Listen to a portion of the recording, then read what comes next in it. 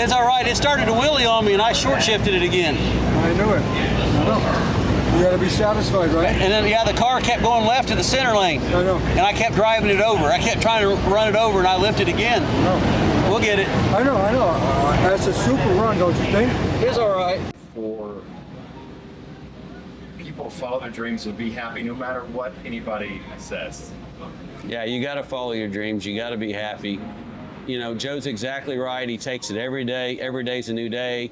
You know, even when you get older, and you know, like Joe was telling me, you know, being in his early 70s, he still wants to feel 40 years old.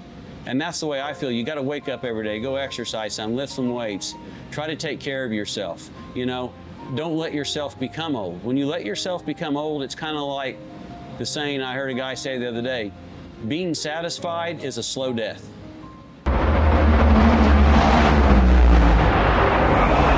Nitro, that's what it's all about.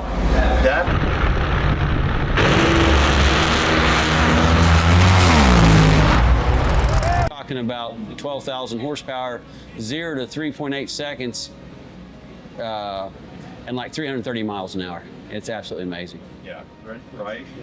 You've got a daughter who's in motocross. Yeah, Jasmine, she's 15 and a half. Tell me a little bit about that relationship and talk about the mentorship that goes on there and how you bring it in. Well, I got her first bike when she was like 3. It had training wheels on it. And by the time, you know, she was 4 or 5, she was racing dirt bikes. And we've raced off and on. And a couple years ago, she got very competitive at it. And she loves dirt bikes. She loves racing. She loves being around the racetrack, just, you know, the whole racing community.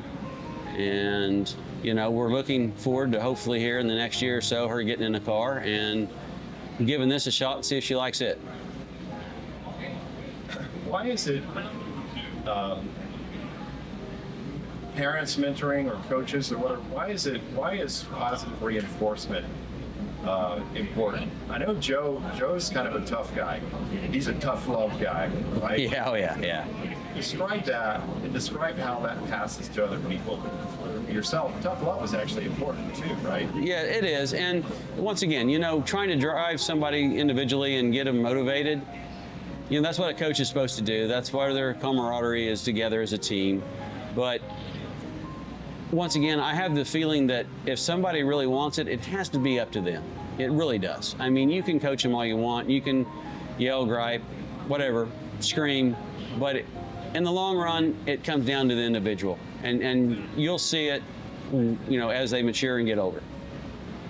So we've been together that long, and, you know, like when he was at that race, we went and rode dirt bikes together. Love it.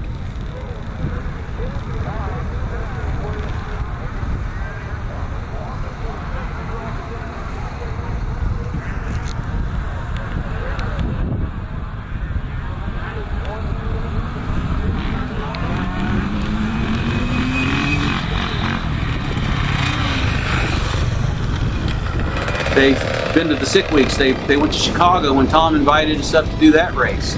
Right. You know, they came to Oklahoma and watched us in Rocky Mountain Race Week stuff.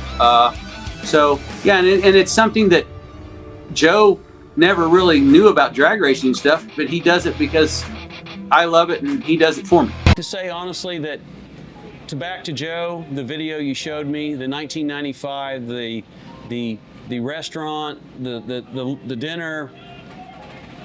That summer, since I had become a prospect by earning and not becoming a prospect with the organization because of where I was drafted, Joe flew to Detroit and he told the GM, you need to call this kid up.